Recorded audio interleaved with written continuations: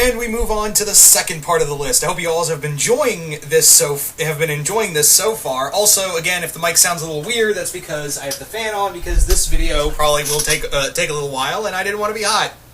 So yeah, let's move on to now to the second half of my top 10 favorite Spider-Man villains. And yeah, once again, if you think a villain should be higher or lower on this list or not at all, that's totally fine. No ill will against you. I'm always excited to see who you would have on your list. So let's dive right into this with at number 5, Maxwell Dillon, Electro. Now, Electro is a character I really have come to enjoy, not because of Amazing Spider-Man 2. Mostly because if you guys know the origin of Max Dillon, he was struck by lightning, struck by a power line, and given electrical powers. It was the 60s, you know, cut it some slack. They were kind of low on superpowers and superpower origins. But yeah, Electro, again, was one of Spider-Man's first villains, and with that, Electro is actually probably one of his most powerful. Really, I think probably my favorite Electro story would have to be Light the Night, where Light the Night is a Spider-Man story where Electro just decides, I'm going to show New York just how powerful I am, and absorb all of New York's electricity and add it to my own.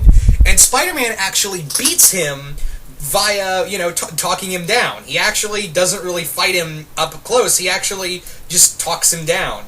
It's also a nice little story because it focuses on a petty theft and Spider-Man who are kind of going through a lot of different, their own problems as well. So it's Light the Night is this nice little three-way story of Electro, Spider-Man, and this just 2-bit Hood who has just been captured by Spider-Man like once every week, and he's getting tired of it. Anyway, but that's beside the point. Electro is just a really interesting character because he hears this blue-collar guy who just wants to make a buck, and Spider-Man is getting in his way constantly. He's actually a villain who is just like, oh god, I don't care about Spider-Man, I just want to get money, why does it keep bothering me? And that's what I really like about Spider-Man villains on a whole, is that, yeah, a lot of them are just a bunch of 2-bit hoods who got powers and now just want to be left alone, and just want to make a quick buck with their powers. Anyway, so with Electro, he's a fun villain he's always fun to see. He's not really complex, but he's a fun character to see. And yeah, when he puts his mind to it, he can be an incredibly powerful villain. Remember, this is the guy who started the Avengers breakout story, where, you know, it created the new Avengers, where he short-circuited that maximum security prison and let all the supervillains out. Anyway, so that's pretty much all I had to say about good old Max. Let's move on now to our number 4.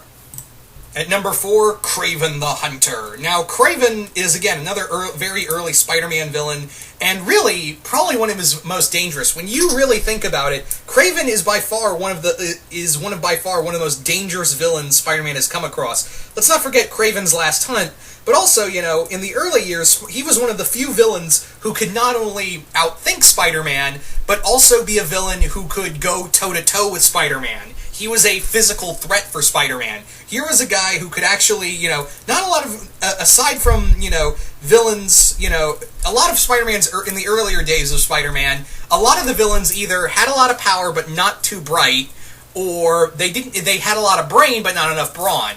Kraven was the exception. Kraven was one of the few exceptions in early Spider-Man days where he could both think and fight. The other two, I'll get to them later on the list. You can probably guess who those two are.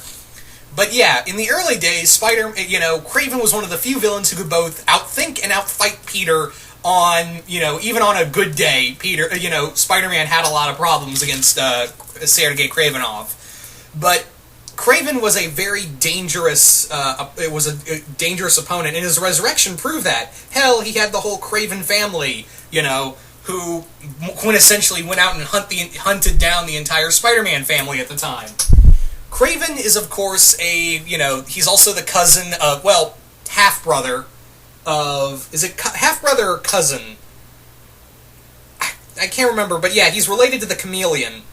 But yeah, I've totally forgotten, because I remember it was originally supposed to be cousins, but then they retconned it somewhere down the line to say they're like half-brothers or something like that. I faintly remember a retcon doing that, but anyway, I digress. Anyway, so with that being said, Kraven's just a dangerous opponent for Spider-Man, and I always kind of hope that he'll make his way one day into a film, into a Spider-Man film. And I've always had a fan cast for Kraven being played by Gerard Butler. Yeah, just go look at just look at Gerard Butler and say, yeah, he would make a really good Kraven. Anyway.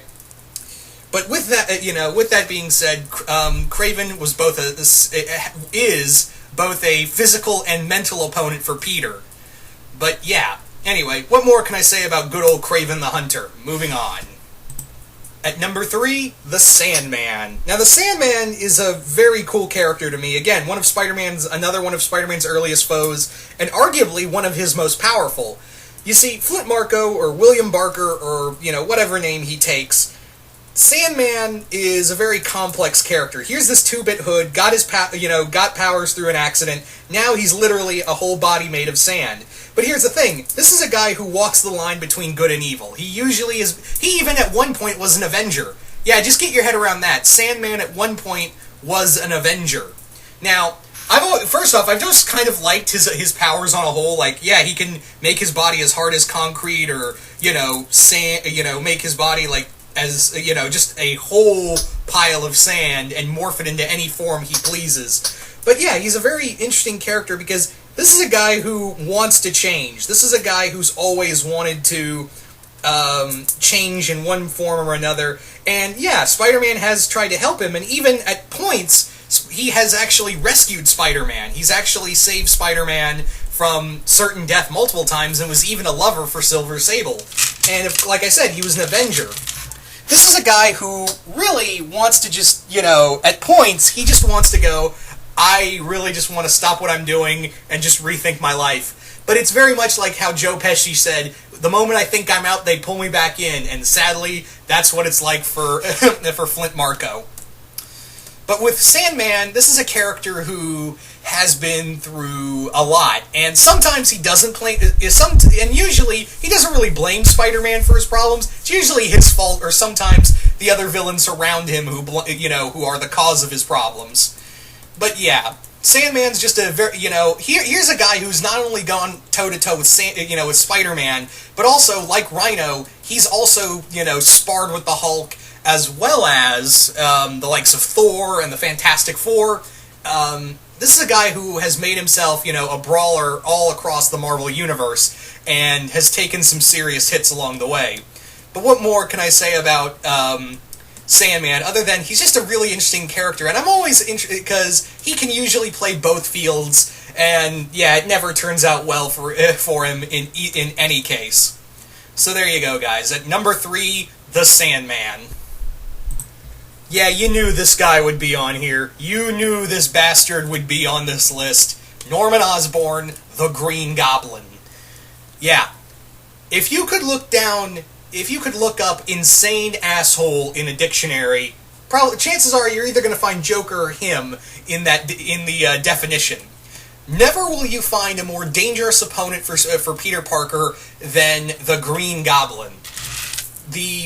The man has literally, much like Batman and Joker, the Green Goblin has literally just done stuff to hurt Peter.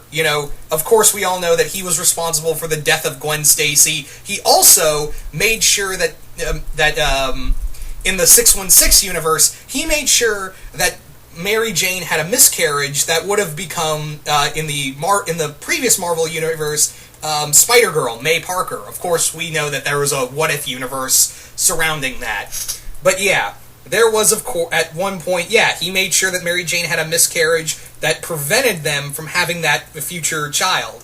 Also, of course, I could just list off over and over all the things Norman has done. And initially, it was because he felt that Peter had betrayed Harry Osborn, and he was doing it in the name of his son initially. But over the years, he's become, this megalomaniacal just monster who just loves nothing more than to hurt Peter for the sake of hurting him. Let's also not forget that this was the dude who caused the Dark Reign. And yeah, he went from a Spider-Man villain to a giant. He quintessentially became the Lex Luthor of the Marvel Universe. Yeah, which I never really understood. I mean, I actually kind of dig Dark Reign. It wasn't the best event, but there were some cool stuff to it. But the biggest thing I just can't wrap my head around is, like, yeah, everyone knows that you're the Green Goblin. Why are we just, allowing you to make this new form of shield just because you killed the Skrull Queen? That's not really a good, it's not really a good job, job description. You killed one guy. Here, have control of a majority of the U.S. government. Go ahead. This won't backfire at all. Anyway. But yeah, he went, Norman went from a small-time Spider-Man villain to one of Marvel's greatest villains on a whole. But he never forgot his rage and anger towards Peter Parker. And yeah, it started out as his way of protecting his son, and it merged. It became something so much more evil. Hell, the dude even at one point seduced and had sex with Gwen Stacy, and she had 2 kids with him that he kept from Peter, and convinced that it was Peter Parker's fault and Spider-Man's fault that they were their mother was dead. Just try to wrap your head around that. Just try to wrap your head around that. I think that was in the Drazinski run, but yeah, that actually did happen. Just digest of how evil this man is. Anyway. So you're probably wondering, well, who's number 1, DPZ, if it's not the Green Goblin?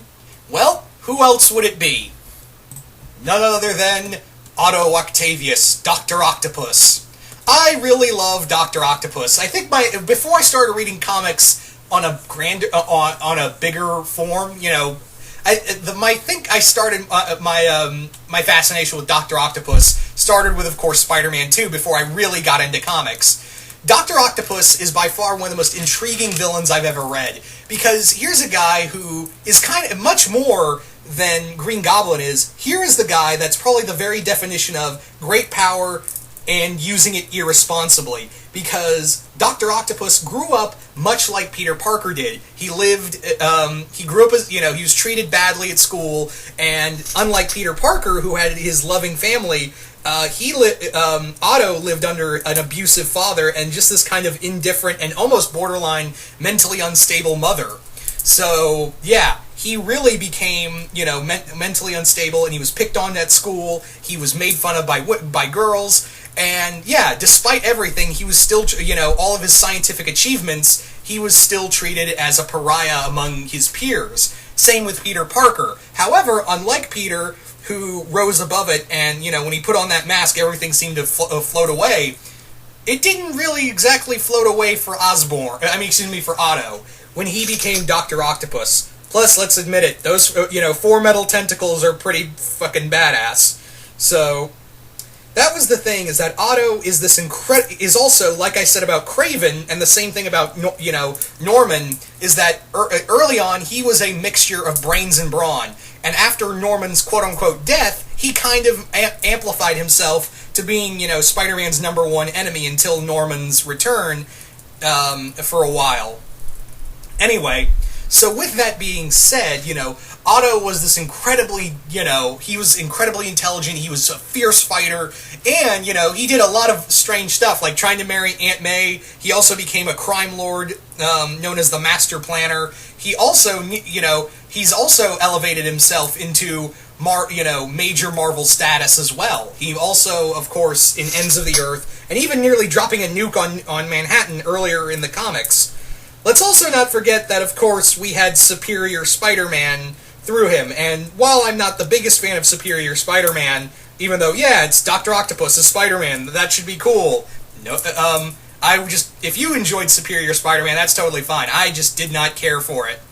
But yeah, that's, all in all, Octavius has always been a really cool villain for me, because I've kind of felt ostracized. I've always felt ostracized for, being kind of geeky, and, sometimes I would love nothing more than to pummel someone into, just utter bloody paste, but I can't do that because that's frowned upon in all 50 states. Anyway, so there you go, guys. That is my top 10 favorite Spider-Man villains.